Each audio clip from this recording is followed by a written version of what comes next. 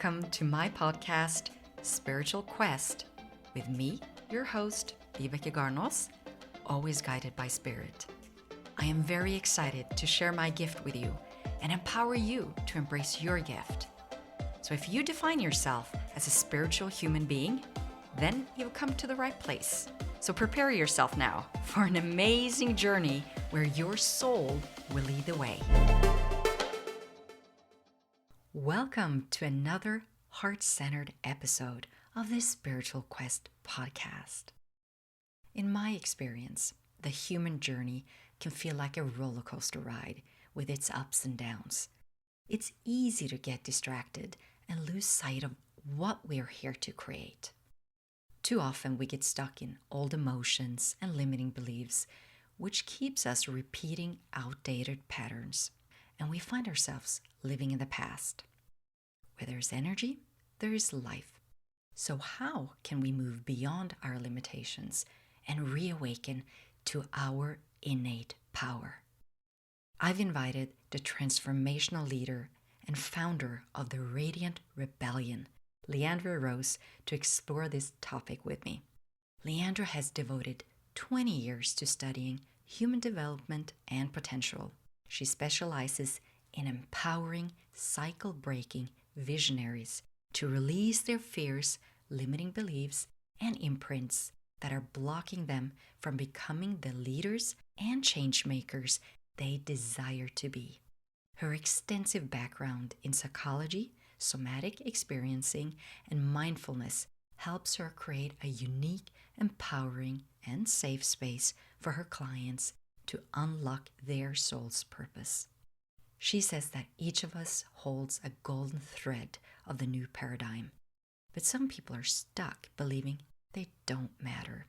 They're stuck in old ways of thinking, old ways of being, and her mission is to empower them to live their bigger purpose so that we can weave the new paradigm together.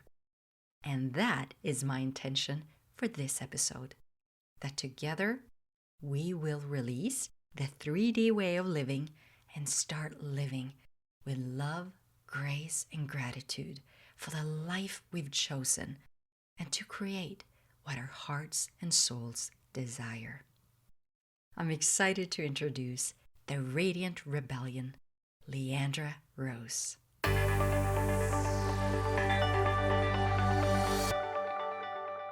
Welcome to the Spiritual Quest podcast, Leandra. Hi, Viveki. Thank you for having me. What a beautiful intro. And it just feels like we're in such alignment with what we're bringing forward together. So I'm excited about our conversation today. Thank you. And I must admit, when I found you, and the fun part of this is that I always ask the guidance of spirit. So I was looking for new soul connections. I like to look at it that way when I reach out to new people. Soul connections that I could resonate with, and I could dive deep into these spiritual questions, if you wish, of how to reawaken and how to follow your soul. And I was just flipping like we do, right, on Instagram. And there you were. And I was like, okay, my intention was to find a soul connection. And you showed up. And I started to read about you. And I was like, oh, I need to speak to this woman. So I'm so excited for you to share a little bit about how you ended up being a purpose doula. And what is that? Yeah. So as I often talk about our golden thread, I mean, we're in a place in human development, in our development of consciousness, where we can actually grab that golden thread and we're looking for it. People are looking for what's my purpose. And the reason we're looking for what's my purpose is because we've done so much evolving as humans. We've grown so much that we're at a place where we're no longer having to focus on where's our next meal going to come from. And we can use this life force energy to bring our gifts forward. And so we're all looking for this golden thread. What's my purpose? What's my purpose? And often we find it by looking backwards, like, oh, the golden thread was always with me. It was with me when, even in the most difficult times of my life. And actually, maybe even those difficult times of my life were part of me growing or accessing this golden thread. And then eventually we start looking back and going, oh, okay, this is what it is. This is with me. So when I tell my story, it's not that I always knew what my golden thread of creation was. It's that now looking back, I can see the through line. And so I had this idea since I was really young. I grew up in what could be described as an underprivileged environment. And I say it could be described that way because it could also be described in lots of ways. There was a lot of richness there and beauty and learning and lessons. And there was a lot of stories of limitation. I'm the granddaughter of Mexican migrant workers who my grandparents grew up with no running water, no electricity, came to the United States, worked so hard to give their family life, a good life here in the United States. And with that came a lot of stories of limitation, like money is really hard. People like us don't have access to big money. People like us don't go to college. People like us don't, all these things.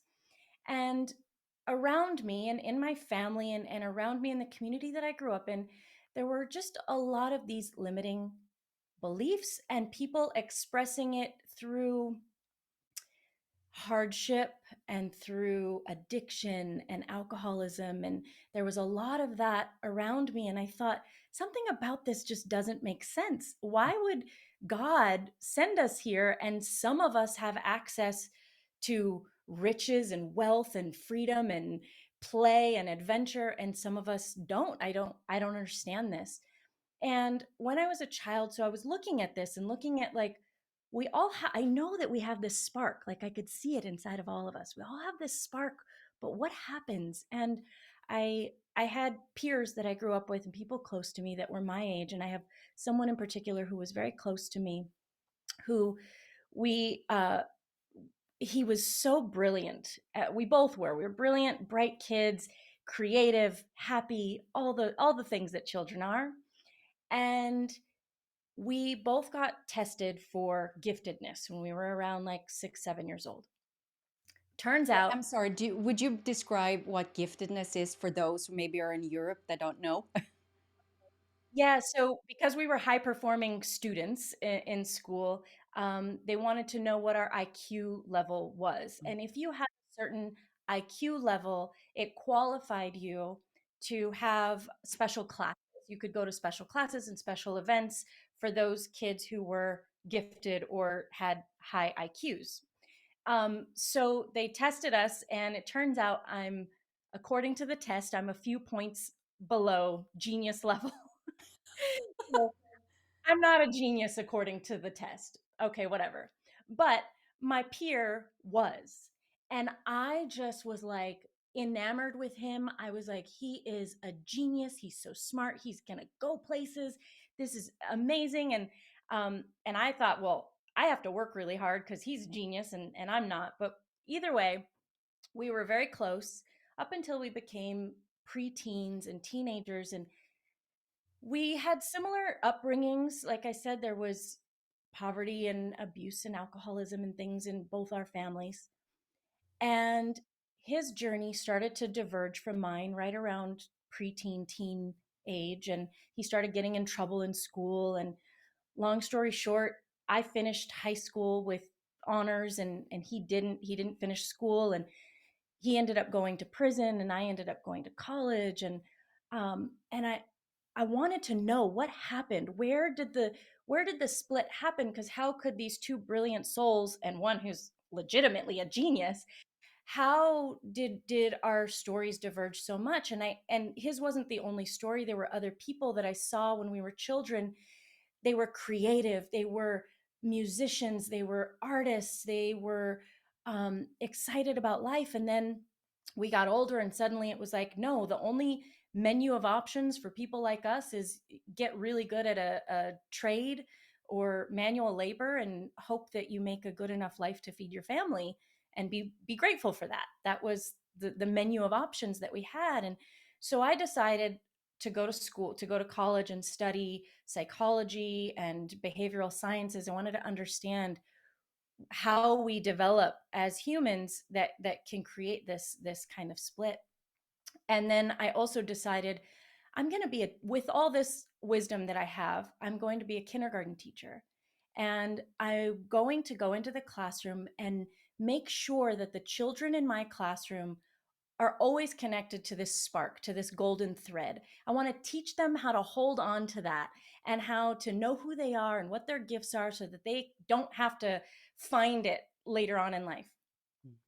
Turns out in the kindergarten classroom, what I learned was that really the institution of school, the way that it's designed, even the most well-meaning teachers can't do much about the way that the institution is designed, and it's just not designed to support the genius of each child. Mm, I And love that. so, I'm yeah, sorry. I love the way you said that. Yeah, that really resonates. Thank you for sharing that. Yeah. Go ahead. yeah, especially these new children. As I was a teacher for 15 years, and I saw over the years these rebels coming into my classroom who I very much resonated with because I'm a rebel and I question everything, and I didn't agree with all these stories either. And so I had these children later in my teaching career coming up and saying, like, we do not want to be educated like this. And I started to become a bigger and bigger mismatch for the institution because I couldn't in good conscience put these kids in that box, especially these kids, especially the ones that were coming in with this, like, knowing, like, I am not going to be conditioned, I'm not going to be controlled.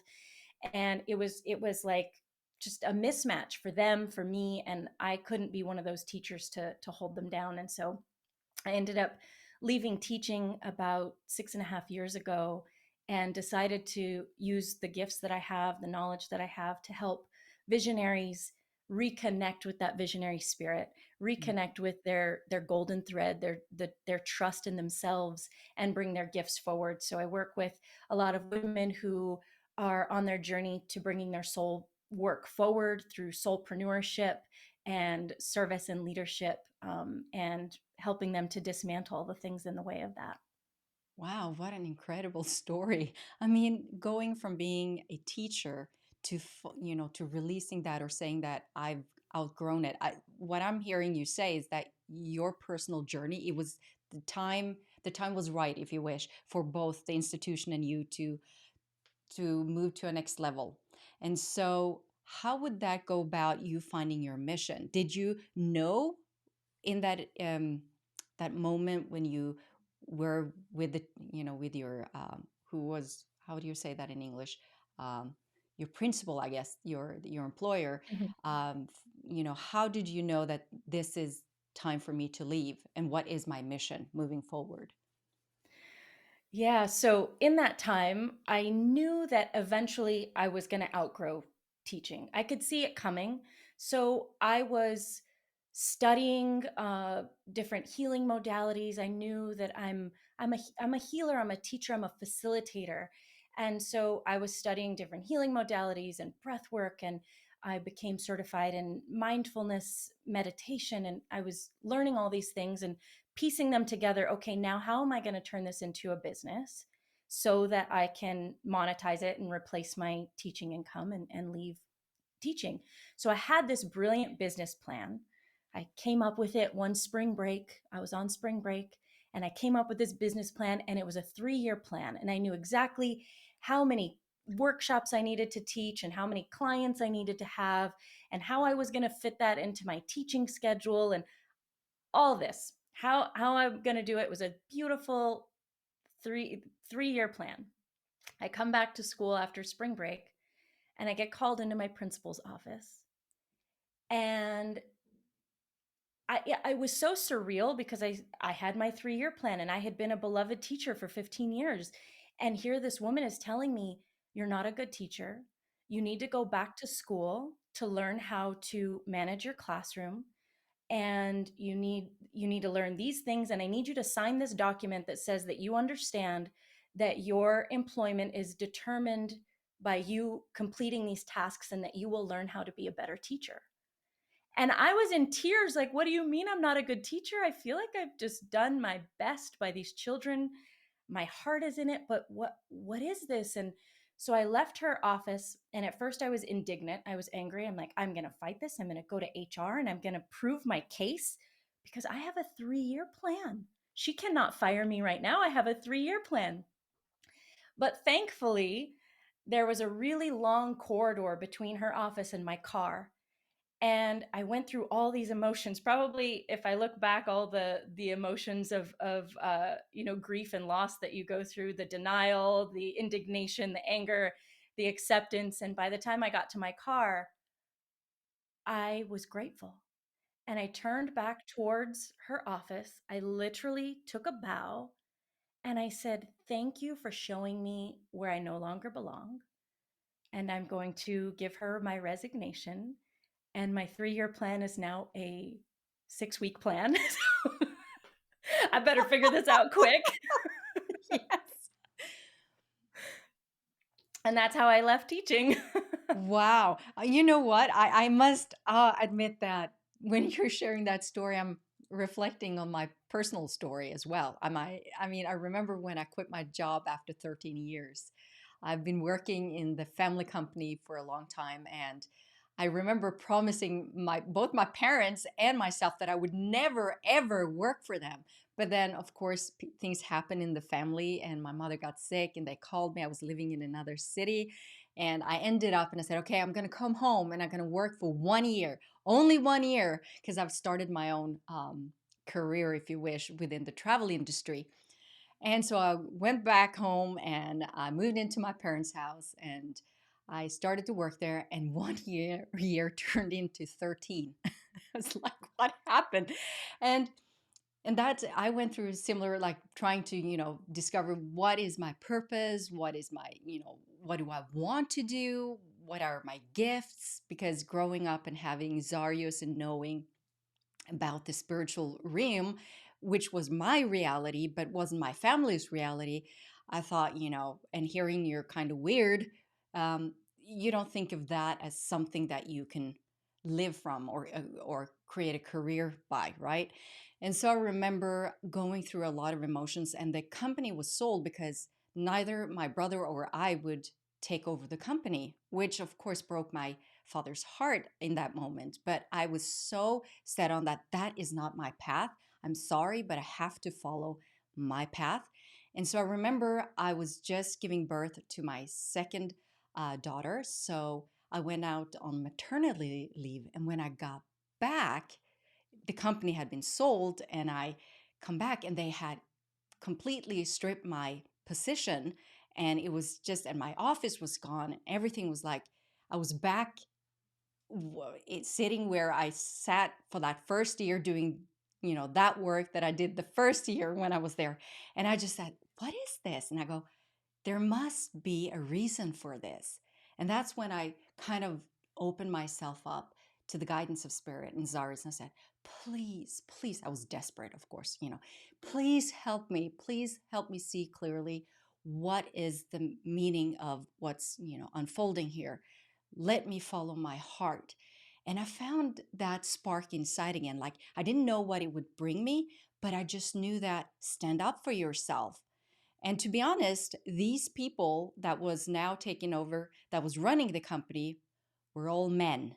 I just have to notice that. So they were all men. I'm not saying blaming all men out there, but I'm saying there were men and there were men.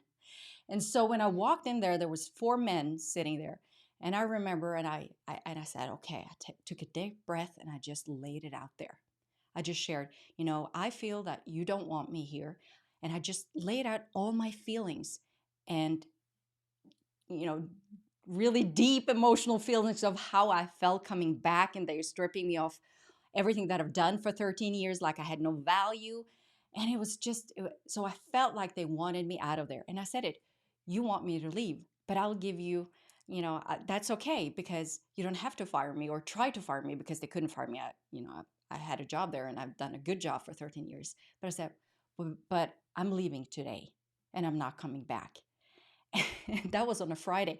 And I just worked 1 week after coming back from maternity leave. And I remember walking out to everyone in the office and I said, I'm sorry, thank you and goodbye. And they were like, what? After 13 years, I just got back. And I remember walking, kind of going through all the emotions and being angry and all that. And I walked downstairs and I walked out the door and I closed the door and something came over me. Kind of the same thing that you described. I was like, oh my God, I'm free. It's like, I'm euphoria. I mean, it was such a high. And I was like, oh, I'm so grateful. And I started to cry.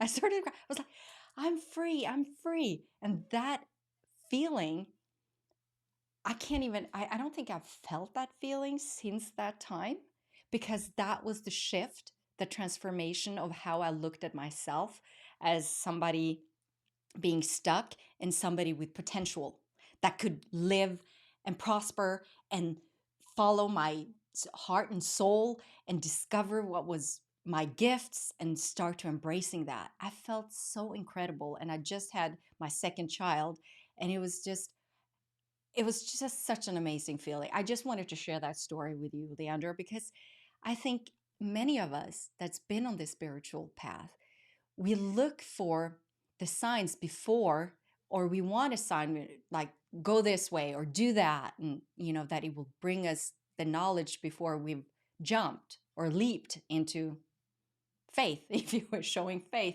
So how did you go from when you said thank you and you went from that, from the school, got in your car, then what happened? How did you create what you created? How did you start out?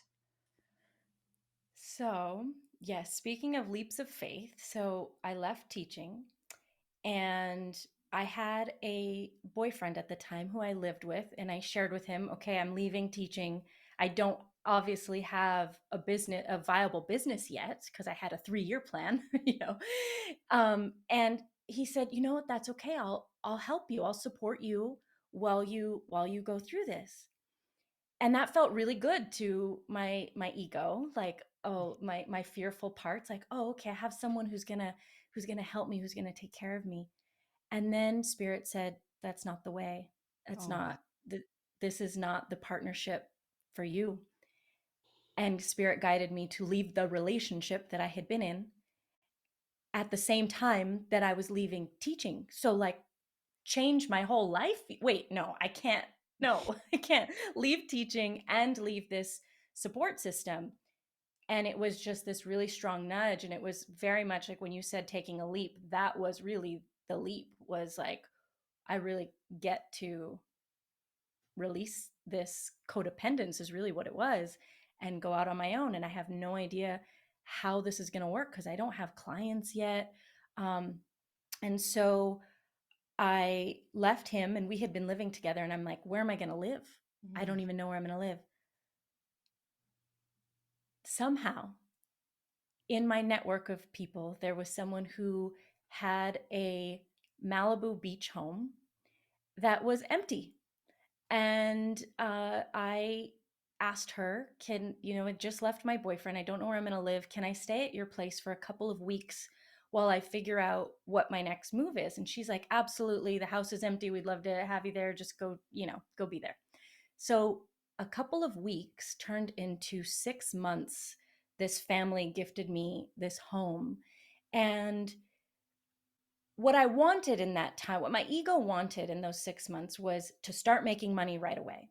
Yeah. But what spirit wanted for me and why I was gifted that space was to really detox from the hustle, from how I made money before as an employee, and to lean into this other kind of trust, this other kind of creation of wealth that was so different from my life before. And those 6 months of being held in this incredibly luxurious, like Malibu multi-million dollar beach house on this beach, being supported by the ocean and the way that the sun rose and set on that property, and the way that I got to be with the ocean and with the cycles of nature, and the sunrise and the sunset for 6 months.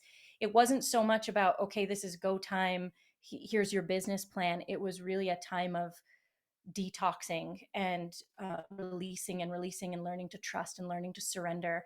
I got sent on a few missions by spirit to travel, which was also crazy in my mind. Like, what do you mean I'm supposed to just go to Italy all of a sudden? I don't have any money. I don't have clients coming in. I had a little bit. I had workshops. I had a little bit, but not enough to like travel the world in my mind.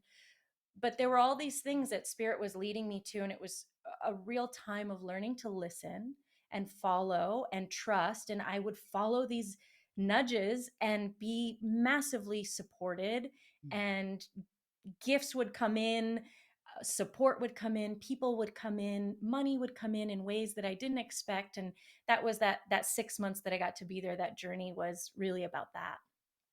Wow. I love the way you describe that, the allowance part of it, that you surrendered and you just allowed. You allowed the guidance of spirit. You just surrendered to it.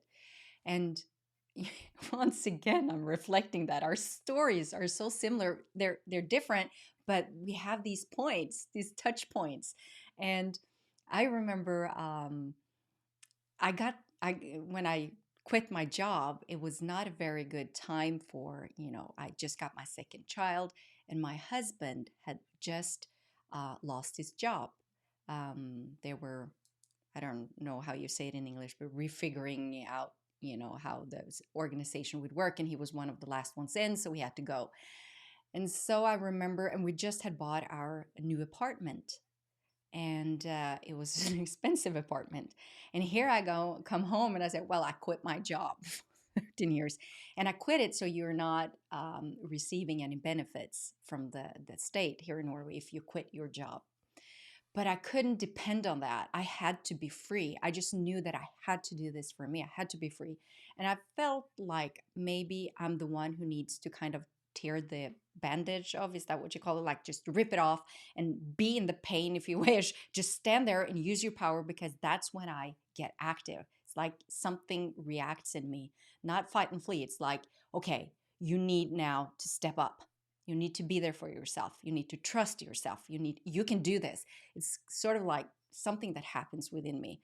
And so I got home and I was like, quit my job, and we don't have any income coming in, and we have two children. And I said, well, and we have this platform in Norway where you go in and look for jobs. I'm sure you have it in the state as well. It's called Finn. And I hadn't been in there at all, because even though I've been thinking about leaving my job, I wasn't there where I thought, okay, so I want to look for another job. But I knew I had to, as a transitional period, I needed to get a job. And I was like, I asked Sarah, I said, please, I remember in the car drive home, please help me.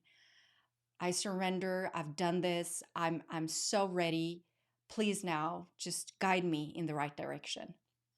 And I sit down at the laptop on a Friday and I flip it up. And the first thing I see, like, hello, the first thing I see on the screen is the perfect job description for me. It was written, it was my name all over it. It was the first thing I saw. And the application date was that Friday. That's the last day you could apply for the job. And it was a management position for a travel agency in my town. Hello. I was like, I can take on this job. I've been working like for 13 years as a sales manager for a transport company, but then I've had my background in travel agency and all that. And so I said to my husband, and I knew it. There was this knowingness, because with the guidance, that job is mine. It's written all over. And I told my husband, that job is mine. I know I'm going to be in that job within a short period of time. And I applied, and on Monday, they called me. So this was on Friday, and I sent it in that evening. And I got a call on Monday asking to be interviewed. And it was a long interview process because it was a management position. But 14 days after I quit my job, I was in that new job. And I said, if that is not trusting the guidance of spirit. But the thing is, I did it before knowing that this was waiting for me, that I would be taken care of. I jumped. I did what was right for me. And I trusted in that. And that is the greatest self-love that you can give yourself. And with that, the manifestation of me and that self-love and what I wanted and needed and all those needs and the human aspect of being, a soul on a human journey was taken care of. It just unfolded. And so I think that's maybe a point that, even though I don't know about you, Leandra, but for me, I had a lot of fear coming into that.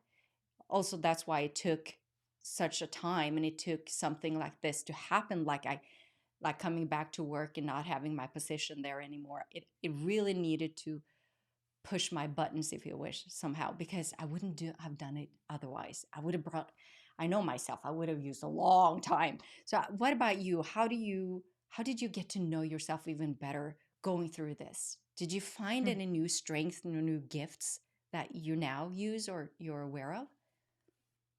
Yeah, well, similarly, there's fear, and there still is fear. That's what I also try to help people understand, because we want to get to some place where there's never fear, there's never discomfort, and the truth is, there is. This is just part of being in these human experiences, but once you start to learn how to follow your guidance and trust yourself, you move through the fear. You go, "Ah, there you are, fear. I've seen you before, and you're not driving the bus anymore. So you just take a little back seat. I see you, I hear you, and we're still going to go this way because I know where my guidance is taking me." And yeah, it's scary every time to the human mind or to the ego or to the fear mind, because we're leaping into the unknown, and our ego mind does not love to leap into the unknown, because we want to know what's coming, we want to have control, we want to know that everything is going to work out, but we want to know, how is it going to work out? Yeah, I know the heart says trust and it's things are going to work out, but no, I want to know how. Right, that's what the mind says. And the Yes. heart is like, no, it's cool, it's going to work, it's cool, let's just do this. So it's learning how to follow that excitement and that trust without having a plan, without knowing exactly what's going to happen. And yeah, and being able to follow that. And the more you do that, and the more you get caught. And the thing is, when you take those leaps, you get caught by miracles and support that your mind could never have imagined, never could have planned that. And so that's sort of how I've done it and learned to grow that muscle. And okay, here's the fear, and let's take the leap and just trust that there's some kind of miracle lesson learning on the other side. Yeah, it's like the human experience is the duality, the experience of living both in the light and in darkness, if you wish, to figure you out, your strength, that you can actually carry your light into darkness, that is your strength. And the light shines no matter what. It's how you, I guess, perceive it, through which vibration or frequency that you resonate on in that moment. So how did you, growing up, did you know that you were spiritual? Was Hmm. that something you were aware of, or was that something you discovered? Again, looking back, yes, looking back, it was always there. I grew up, there was spirituality around me. So I am grateful for that. My family was religious, Christian, but also there was an element of spirituality. My grandmother, in particular, on my mom's side, she grew up very close to the earth and just had this incredible connection to earth and to spirit in that way. And so, getting to be with her and learn from her, I developed this connection to nature as well. And that was my access point to spirit, was through nature, was through listening to how the trees grow and how the plants grow. And even when you were just talking about darkness, one of the things that has always guided me was that seeds need darkness in order to germinate. So the darkness can't be all that bad, right? If that's where the seeds go to access their new potential or their full potential, then the darkness that I'm in must be serving the same purpose. So how do we, trust that? And so through my connection with nature, through my grandmother, um, i've I've developed this sense of spirituality that's very nature based. And also I have a connection to angels. Looking back now, I can see that when I was a child, I had a pretty open channel. I had spirits visited me. As a child, it was a bit scary. I didn't have anybody to tell me what to do with all of that. And in the religious conditioning that I grew up in, there was a lot of fear around the spirits. And so I didn't know what to do with it, but I did have what I now recognize as guardian angels that I intuitively knew how to call on. And I would call on them and I would ask them to surround my bed and surround my house. And I would place them at every doorway and every window. And I would just protect this house and protect myself from any spirits that were not that they weren't benevolent spirits, but spirits that were trying to get something from me. There were these spirits that would come to me as a child that were trying to get something from me, and I'm like, I'm a child. I don't know what you need. Yeah. So I'm like, no, we're closed for business. Angels, just let them find somewhere else to go. So yeah, so I had that, and then in my 20s, my channel really opened in a way that I didn't have the ability to be with it.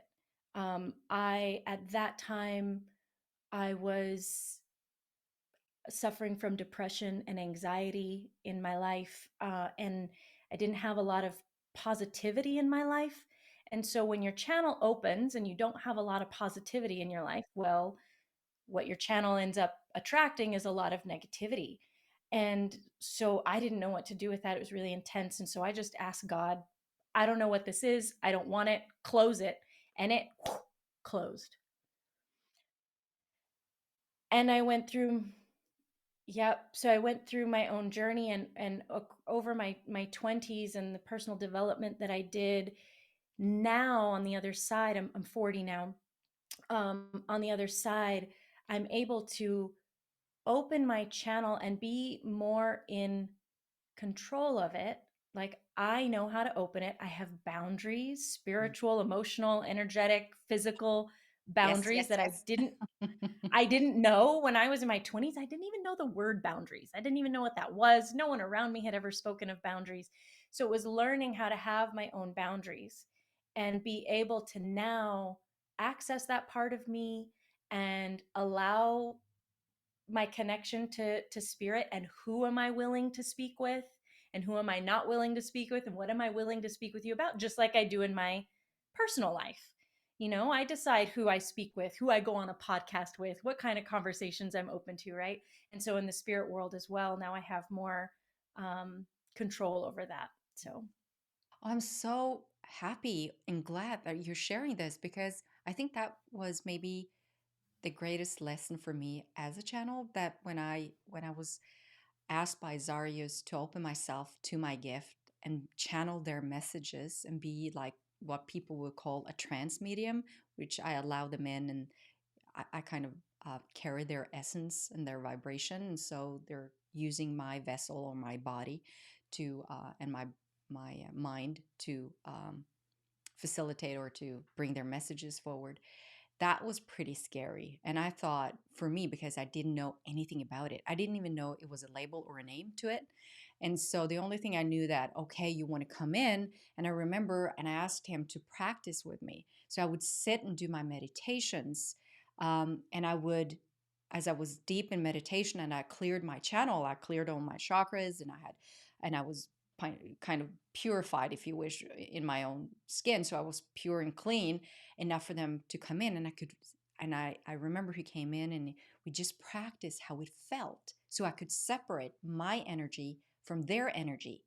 And so I was kind of excited when I started to feel, oh, here he comes. And then he started to introduce me to the other high frequency energies in the order, which was then Gloria, and then Grogan, and then Ikna, and then Impala, and then Inspiria, and all these energies come in. And I could I was teach or they taught me how to read and feel and sense which energies that were I was letting into the body. And then I got kind of, oh, this is fun. No boundaries. And I would channel even though intuitively I knew that I shouldn't be doing it because I wasn't in a pure space, and I would start channeling other entities. And I would notice that when people came into the room and I did a channeling session, and some of them were not in a good headspace, if you wish, and they would bring energies in, they would, come forward, and they will, because I was gone. So as a trance medium, I'm closing in. I'm leaving, if you wish, the conscious mind, and they would come in, and I would channel, lower vibrational energies, and it would hurt my body. And I would start feeling like this doesn't feel good, and this, and what is this, and this is not mine. And suddenly I couldn't separate my energy anymore. So I believe I've done all the mistakes in the books. If there was a book about how to channel, which I don't think there is, because I think everyone has to figure out their gifts and figure out what resonates with them. But I think I've done everything, like from the dark to the light to the bright, just for today to be where I'm at, also in my 40s, very secure, knowing my boundaries, knowing what energy is mine, what are others, separating, and knowing how to protect and be cautious, if you wish, when it comes to my sacred space and who I allow in. So I think, like you said, when I've been doing clearing spaces and houses for many years, and that's and with the guidance of spirit, and I know that every time I come into a space, it's, so many times I see that the energies are always connected to the people in the house. And so the lower, like when if we start talking about like really bad energies, like paranormal activity, which I've only encountered a few times, it's very rare, but still it's very tough energies to deal with. It's always about the people in the house. And it's so important to understand our own sacred boundaries, the energy wise. Mhm. And I like when I coach people, like I said, I usually say, when people say, how do you help people cross over? And I go, well, if you had a conversation with a person sitting in front of you that you were coaching, and you wanted to lift that person and have them believe that there's, the light, and it's, the power within, what would you say? Well, and I was like, well, I'm saying the same thing. They're just on the other side. It's not that different. I actually communicate when I'm in a trance the way I communicate when I'm in the flow with humans. I don't know if you resonate with that, but at least that's how I figured out how to function with the energies that was mine and others. Yeah, absolutely. That's beautiful that you are able to discern that. And it also just makes me think what a gift it is to have sensitive humans like you on the planet, and that you've been able to maintain that sensitivity in this world. And that's something that I feel is really important, that those of us who are sensitive, that we do learn how to have boundaries so that we can be in touch with that sensitivity, because that it really is where our gifts are, when we can be so in tune with those subtle shifts of energy to know this is the right path for me, this is the right energy for me, this is what yes feels like in my body, this is what no feels like in my body. And to be able to hold that too, and to honor that, is so important. Yes. It makes me think of another question for you, because I don't know how it is. I mean, you're in your 40s, so we're probably not that far apart. But how do you, how would you describe yourself prior to moving into your 40s? Because I personally had gone through a shift. Like there's a timeline. I mean, we live here now, but as a human being, there's a timeline. We do age. And with age, at least I feel I've grown wiser because I've had more experiences and I've integrated more lessons, and my perspectives and knowing who I am is more clear, and I've kind of had to go through clearing out what was not mine. And I discovered that in my 40s I had to do another round of clearing to understand, who am I? Who do I want to be? And how can I carry that, my soul essence, forward and protect that purity? So have you had that experience prior and to your 40s and now, has there been a shift for you energy wise? So I'm absolutely resonating with this. I just turned 40 6 months ago, 7 months ago. I just turned 40, and I learned entering into this transition into 40 from elder women that there is a gateway that we pass through at 40. You think, I've done so much work in my 20s and my 30s. I'm a leader, I'm a facilitator. I have worked so much with my own wounds, and I've received so much support and healing and all of this, and then I turn 40, and all of a sudden my body's like, okay, we have the biggest stuff ever that you have not even seen before. So you're ready now for the real work. And I'm like, holy, what? I thought all those layers that I dealt with in my 20s and my 30s were nothing compared to what I have had the opportunity to clear now. And it's because of the work and the foundation that I have created in my 20s and my 30s that now going into this transition into 40, that I have been able to face some of the deepest, most challenging wounds that this soul came into this body to be with. And it's been an incredible year. It's been challenging. I feel really grateful for the elder women in my life who have said, like, yeah, you're right on time. That's exactly how it's supposed to go. Keep going. You got this. And I'm like, this is really painful. This is really scary, or this is really hard. And they're like, yeah, exactly. You're going to move through this. You got this. And you're going to come out on the other side with more knowing who you are, but more maturity that is being called of you now in this next phase of your life. There's a new kind of maturity that requires us to go through and just really transmute that deepest stuff so that we can be that channel, or so that we can be those leaders that can guide others. Mm, I love what you're saying.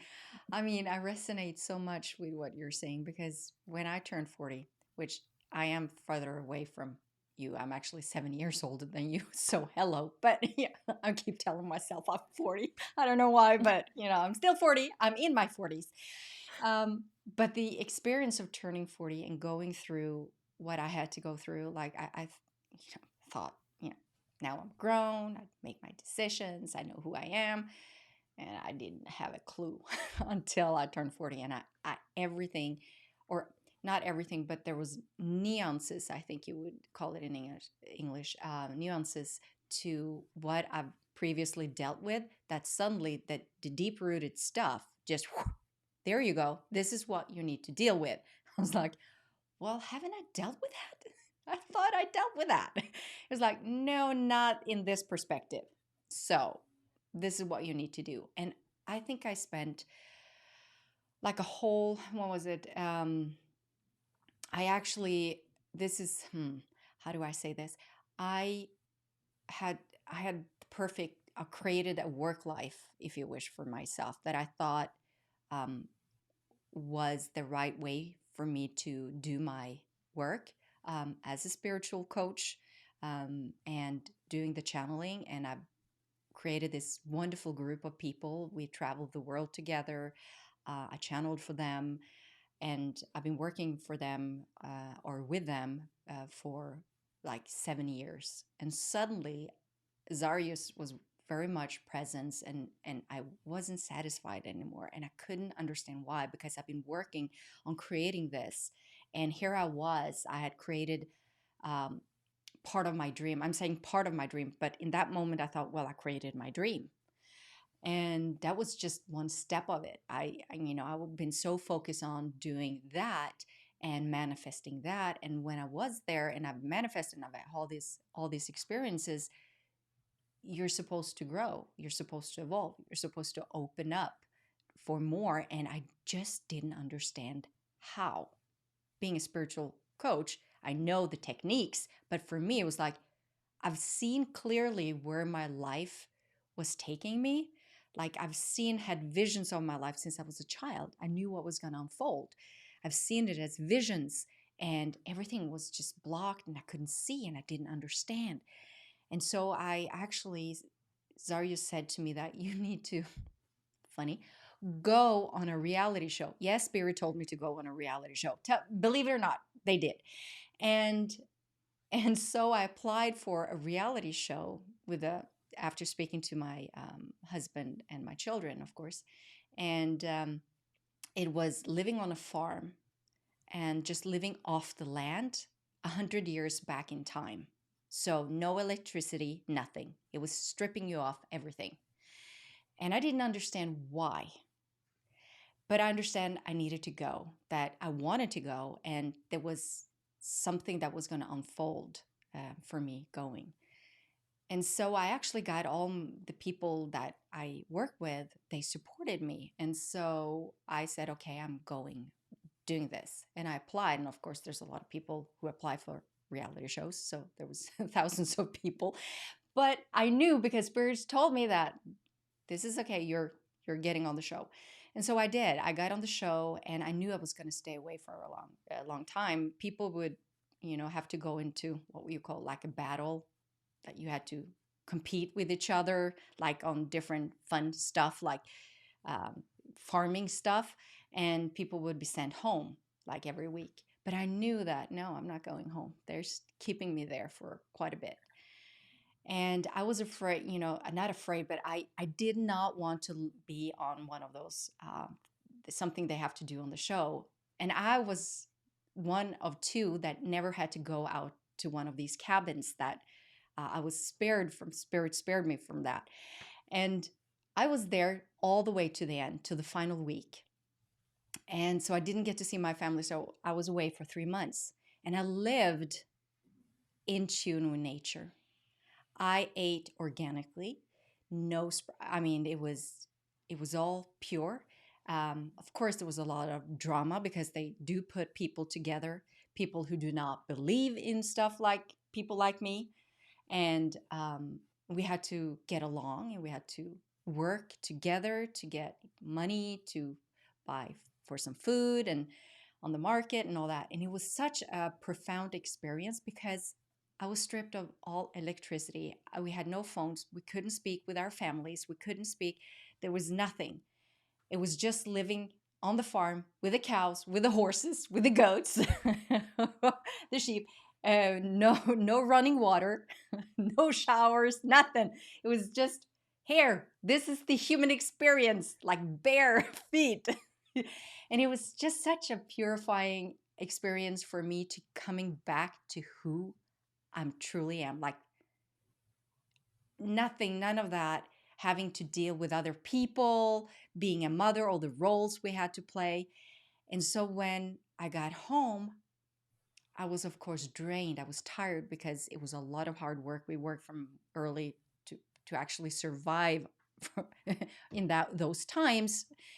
It wasn't easy, but the experience and me having to get to know myself again, it was such I have hard words, but if you would have asked me, because I was asked by media when I come home what he'd done with me, and I said, I think it's too early to ask because I was then turned 40 and I was in my 40s, and it was just so hard because I was so tired and I had no uh, energy to keep up my walls, if you wish, like to keep up the facade or keep up what I previously had been doing. I was just, that's not me anymore. I can't do that. And I actually had to take like half a year off just to figure out how do I build my energy back up the way not need, because that's the wrong word, but looking for the English word, in a good way that would carry me forward, that would actually allow me to do what I'm doing today. So I knew that I just had to relax And that's when Zaria said, start Spiritual Quest podcast. So I did my first season when I've been off for quite a bit, like a couple of months after coming home. And then I started working on Spiritual Quest season 1. And that was kind of the transformational period for me. So I don't know why I shared all that, but I just, like I said, when you meet soul to soul, it's just beautiful to be able to share those life transforming moments, because you never know when they're going to show up. But if you listen and allow and trust, it's like Zari says, you have to accept, you have to trust, and you have to allow. You do that, everything would unfold. So, well, I could speak with you forever, to be honest. But before we leave today, and not only that, I'm thinking I would love to have you on another time, if you would, to discuss the 40s, to make an episode on women and the 40s, because I think, going through this, I know how difficult and what I've been dealing with, and maybe together we could share some light on that. I love that idea. I don't know if I'm an expert yet. I'm just in my first year, but definitely in it. I'd That's what I love love to about it, because I've share. kind of transitioned forward and you're in it. And it's just, I think that would be a lovely conversation, but for another time. So before we Yes. leave, do you have any tips for our listeners when it comes to breaking free and from fear or limiting beliefs, and to follow and trust their soul purpose? Or maybe, yeah, trust their soul purpose. I'm saying that they're find their soul purpose now, they're kind of living it, but they might be being stopped by their own limitations. Any Yeah. tips? Yeah, first you touched on it in the beginning that we all have this spark of life. And so it's really about finding that spark and the direction that it wants to go for you, even if you're in the darkness. So I like to again go back to nature and see, like, you may be in a season where your seed is buried in the dark, in the soil, right? And so your job, just like the seed, it's called heliotropism, which means it leans toward the light. Heliotropic means that it goes toward the light, and plants go toward the light. And so when you know that, even when you're in the darkness, or even when you feel lost, or you feel like you don't know, there is this navigation system that knows how to lean towards the light. And so finding what that is for you, and what I always tell my clients is that your desire is what helps you to go towards the light. And a lot of people are afraid of their desire, because what if I want things that are not good? Or what if I want things that change my life? What if I want things and I find out that the life that I've created, or the business I've created, isn't actually a match? Um, and that happens. But we've got to be able to trust that desire. I say that desire is an evolutionary imperative. Desire is what helps the seed to break through the soil. Desire is what helped the single-celled organisms to become multi-celled organisms, to become animals, and eventually humans, and all of that. And so it's tapping into your desire and trusting the direction that your heart and soul want to go, and trusting your curiosity, your excitement, and following that. And so I often give people the homework. It's like sometimes that's overwhelming, and so I give people the homework to just do it for a day. Take a day, clear your schedule, and just feel, where does this impulse want to go? Does it want to go to the cafe? Does it want to go to the beach? Does it need to go for a walk in the woods? Where does it want to go? Does it want to talk to this person sitting on the bench on the side of the road? Where does this inspiration want to go? And the more that you do that in sort of low stakes experiences, like just having an adventure day, the more you do that and start to trust it and see what happens when you follow those nudges, the more you build that muscle, so that when you are asked to take the leap, or when you feel that nudge to take the leap and change your life, or change your job, or whatever it is, you know you have that muscle built up. So starting with low stakes, just taking a day and having an adventure for yourself, and eventually you start to trust that guidance more and more. Thank you. Thank you so much. That was amazing. And yes, I agree with you. It's like I always looked at life one step in front of the other. Just follow what makes your heart bubble with joy, and do more of that. Do more of that every day. Yeah. Well, thank you so much for showing up in this world as a radiant being of light, Leandra. And thank you for an inspiring conversation. And for you who's listening, would you like to learn more about Leandra and her transformational work? Then you'll find her contact information in the episode description. And remember, you can connect with my guests live. Every month, I go live with one of my previous guests who will teach on their topic. So make sure you sign up for the Spiritual Quest newsflash to get notified and join the next Spiritual Quest live stream masterclass for free. You'll find the link in the episode description. Thank you so much for listening. I'm sending you lots of love and light from me, your host, Vibeke Garnos, always guided by spirit.